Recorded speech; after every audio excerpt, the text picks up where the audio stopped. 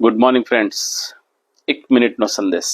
Right, તમે યહૂદા અને જે ઇસરાયેલના જે કુળો હતા, એના રાજ્યો હતા, એના રાજાઓ હતા, એમની ઈશ્વર સાથેના સંબંધો હતા, કેટલા વર્ષ રાજ કર્યું, કયા કુળોમાં થયા, એ બધું તમે જોઈ લીધું હશે. થોડીક બાબતો તમારી સાથે શેર કરું છું. રાઈટ, એ યરોબામ કે જે સુલેમાનનો ચાકર હતો એ પેલી બાજુ ઇસરાયેલમાં રાજા બને છે, અને આ બાજુ રહોબામ કે જે સુલેમાનનો જે દીકરો હતો એ રાજા બને છે. રાઈટ, કદમાં ઇસરાયેલ મોટું હતું, ઓબ્વિયસલી 10 કુળોની જમીન હતી એટલે મોટું જ હોય, લગભગ 9400 માઇલ.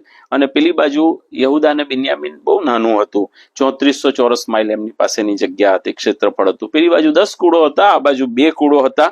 પેલી બાજુ દરિયા કિનારો હતો એટલે એ લોકો બીજી દુનિયાની પ્રજાઓ સાથે વેપાર વાણિજ્ય કરતા હતા, ને એના લીધે બીજી દુનિયાની જે પ્રજાઓના દેવતાઓ દેવીઓ હતા એમના સંપર્કમાં પણ એ આવ્યા હતા, એની પૂજા કરતા પણ એ લોકો થઈ ગયેલા. રાઈટ, આ બાજુ જમીન પ્રમાણે અથવા કહેવાય કે યહૂદા પાસે સમુદ્ર કિનારો નહોતો. રાઈટ, પેલામાં 9 વંશ, ઇસરાયેલમાં 9 અલગ અલગ વંશોએ રાજ કર્યું. રાઈટ, આ બાજુ એક જ વંશ દાઉદનું કુળ જ આગળ ચાલ્યું, એટલે યહૂદાના કુળમાંથી જ યહૂદાના રાજ્યના રાજાઓ સતત આવતા રહ્યા. પેલી બાજુ ફક્ત 2 પ્રબોધકોએ પ્રબોધ કર્યો, આ બાજુ ઘણા બધા પ્રબોધકોએ પ્રબોધ કર્યો. પેલી બાજુ બધા જ રાજાઓ તમે જોયા હશે તો ઈશ્વરથી વિમુખ થયેલા, ઈશ્વરને તરછોડી દીધેલા, ઈશ્વરને મૂકી દીધેલા, ઈશ્વરનું નહીં માનનારા દુષ્ટ રાજાઓ હતા, અને એટલે મૂર્તિપૂજક રાજાઓ હતા એ લોકો.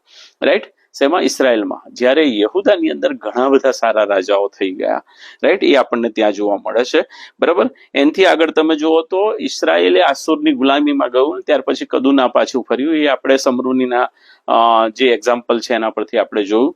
જ્યારે યહૂદા એ 70 વર્ષના બંદીવાસ માટે ગયું. કેમ? કારણ કે એના રેફરન્સ પણ આપણે જોયેલા, યિર્મયાહ 29મો અધ્યાય અને એની 10મી કલમ. રાઈટ, અને એની સાથે સાથે દાનિયેલ પ્રબોધકનું પુસ્તક એનો 9મો અધ્યાય ને 2જી કલમની અંદર જ્યારે દાનિયેલ યિર્મયાહ પ્રબોધકનું પુસ્તક વાંચે છે ત્યારે વાંચતા વાંચતા એને ખબર પડે છે કે અમારો બંદીવાસનો સમય તો પૂરો થયો. રાઈટ, અને હવે તો અમારે પાછું જવાનું છે. કેમ? કારણ કે ઈશ્વરે વચન આપ્યું હતું કે હું તમને ફરી પાછા વચનના દેશમાં લઈ આવીશ. રાઈટ, અને એટલે એ જે યહૂદાનું કુળ હતું એ બાબેલની ગુલામગીરીમાંથી પાછું આવે છે. આગળ પછી એમ આપણે ડિટેલમાં જોઈશું. બરાબર, અને એમ ઈશ્વરનું આયોજન ત્યાં આપણને પરિપૂર્ણ થતું જોવા મળે છે. કેમ? કારણ કે એ લોકોને પાછા લાવવા પાછળ પણ ઈશ્વરનું મહાન આયોજન હતું. આવતા દિવસોની અંદર સ્ટેપ બાય સ્ટેપ આપણે જોઈશું.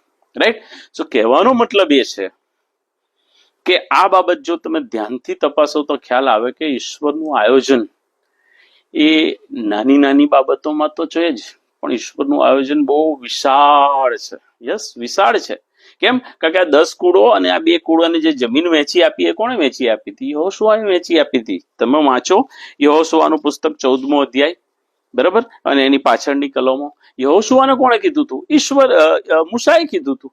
બરાબર, હા, ઈશ્વરે જ કીધું હતું, પણ મૂસા થકી કે યહોશુઆને ખબર પડી હતી. ક્યાં ખબર પડે? તમે ગણનાનું પુસ્તક વાંચો 33મો અધ્યાય ને પાછળની કલમો. હા, તો મૂસાને કોણે કીધું હતું? ઈશ્વરે કીધું હતું. તો આયોજન કોનું હતું? આ બધું જ ઈશ્વરનું આયોજન હતું કે જેથી દાઉદનો દીવો હોલવાય નહીં. અને એટલા માટે પાઉલ, પ્રભુનો મહાન સેવક, નવા કરારની અંદર આ એક રેફરન્સ આપું છું, તમે ધ્યાનથી જોજો. પ્રેરિતોના કૃત્યનો 13મા અધ્યાયની અંદર જ્યારે પાઉલ એ 13મી કલમથી આગળ અંત્યોકની અંદર જ્યારે એ સાક્ષી આપે છે ત્યારે આ ઉલ્લેખ કરે છે. તમે વાંચો 22મી કલમથી, પ્રેરિતોના કૃત્યો 13મો અધ્યાય ને 22મી કલમથી. અને પછી તેને દૂર કરીને તેણે દાઉદ ને તેનો રાજા થવા સારું ઉભો કર્યો, અને તેના સંબંધી સાક્ષી આપી કે મારો મનગમતો એક માણસ એટલે યસાઈનો દીકરો દાઉદ મને મળ્યો છે, તે મારી બધી ઈચ્છા પૂરી કરશે. ઈશ્વરના આત્માથી ભરાય. અને આ કોણ કે છે? રાઈટ, આ કોણ કે છે? ખ્યાલ આવે છે? પાઉલ બોલે છે, પાઉલ. અને એનાથી આગળ વધીને 23મી કલમ વાંચો તો ત્યાં કે છે એ માણસ ના વંશમાંથી દેવે વચન પ્રમાણે ઇસરાયેલને સારું એક તારનારને એટલે ઈસુને ઉભો કર્યો છે. મારા ને તમારા સારું ઈશ્વરે કોને ઉભા કર્યા? પ્રભુ ઈસુ ખ્રિસ્તને લાવ્યા, કે જેથી સમસ્ત દુનિયાનું શું થાય? તારણ થાય, અનંત જીવન મળે, વ્યક્તિગત અનુભવ મળે. આ ઈશ્વરનું આયોજન છે.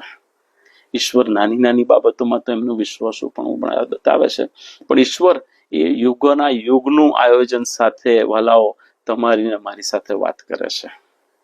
અને it's not a coincidence, it's not a coincidence, right? આ ઈશ્વરનું આયોજન છે જે મારા અને તમારા જીવનમાં પરિપૂર્ણ થઈ રહ્યું છે, રાઈટ?